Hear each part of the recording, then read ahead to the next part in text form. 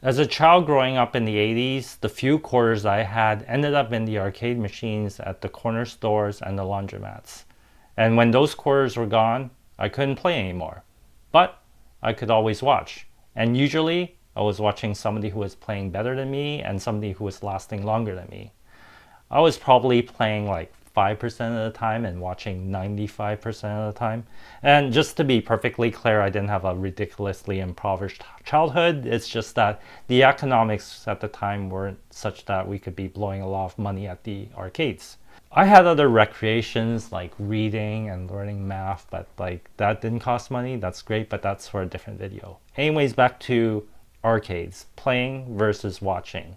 And if you take playing versus watching to me now, 50 years old, 2026, I have the money, and strictly speaking, I have the time. Besides the day job and the family, like I actually have a lot of recreational hours I could spend. But I still find myself watching a lot more than playing. Now, why is that? Is this some childhood habit that I've developed and carried on to my adulthood, or is this like turning old and I'm no longer like enjoying playing the games? The thing is, even if I have the time and money, the thing that I don't have is the skill.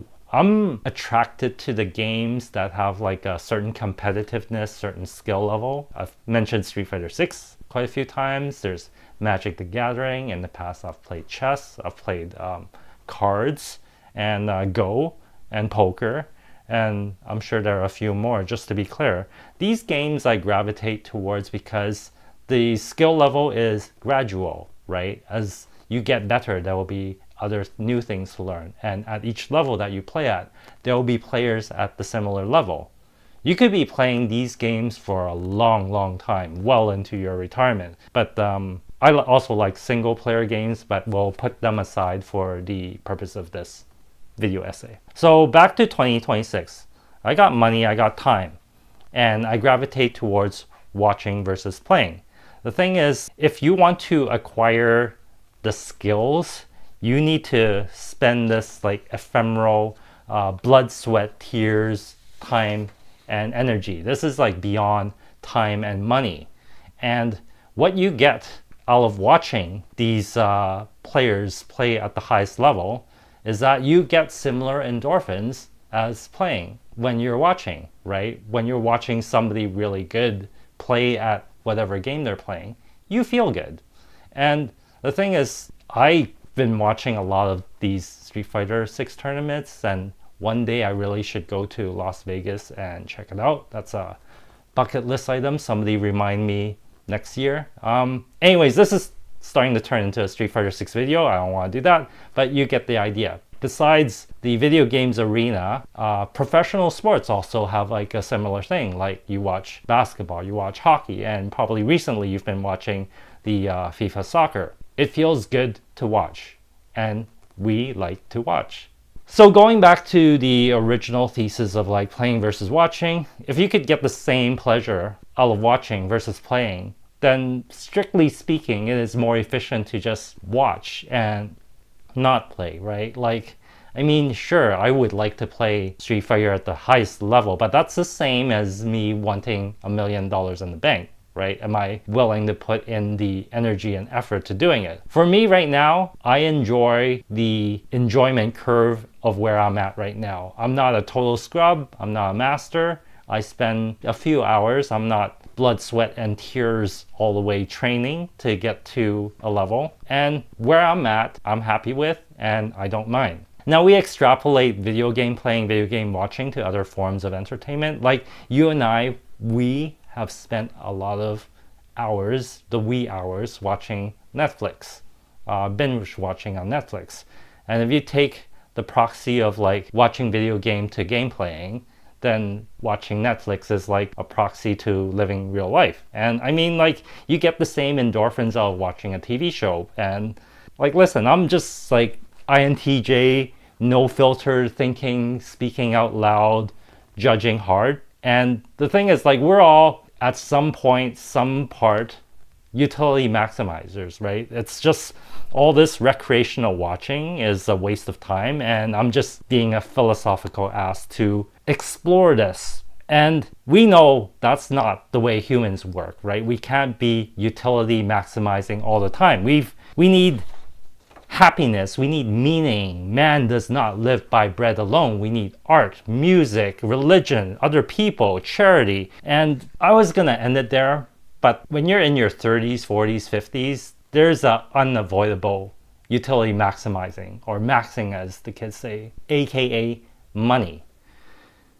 I think in the places where you're mixing money with your hobby or your pleasure, that's where the danger lies. Because if you're playing recreational soccer, you're not gonna hurt yourself. Like you might hurt yourself, but that's different than hey, I am acutely following soccer on these channels because I am also sports betting, and the sports betting has a possible economic outcome. Like when you're mixing recreation and fun with an economic lottery ticket, I think that's really dangerous.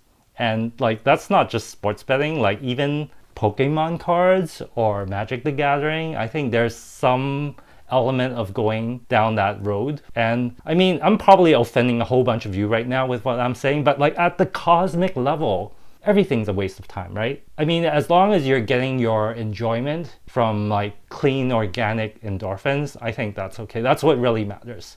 I talked about doom scrolling at some point, and that's unconscious so-called recreation. That's the bad outcome, bad stuff you want to avoid. Now I want to turn the mirror back onto myself and be maybe honest with myself. I've spent a lot of time and energy into making my card game. And if I'm going to be honest with you, there's some times where I'm like, what the hell am I even doing? Am I trying to make money all of this? And I ain't gonna lie, there is some part of me that's wishing for an economic outcome. Maybe that's a lie that I tell myself to keep going, and that's what it is, right? If you go back to the watching versus playing these days, there's a lot of video game streamers, and I'm a bottom feeder just like them, to be fair. And are you ruining your game playing by streaming? I don't know. Does it ruin your hobby to mix it up with an economic lottery ticket? I have no answers. I'm just introducing the dichotomy between game playing and game watching, and somehow I've landed on this third solution of game making. And one advantages of making your own game is that you could adjust it to your own level, to your precise own enjoyment. I'm not spending $500 a month chasing down whatever Magic the Gathering set that's coming out this month, and I'm not having to chase the skill necessary to keep up with the meta in Street Fighter 6 if a brand new character comes online.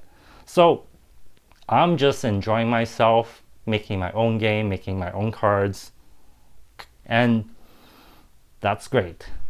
This has turned into a long ramble. I'm just an entitled guy on the internet. You, the watcher, I'll leave you with the same message as I've left on the other videos. If you still enjoy playing games, God bless you and keep playing. If you no longer enjoy video games, I hope you have some other outlet that you enjoy. Maybe it's watching video games or something else entirely different. And if you're making your own video games, I hope you enjoy the journey and get something out of it. That's it. Peace out.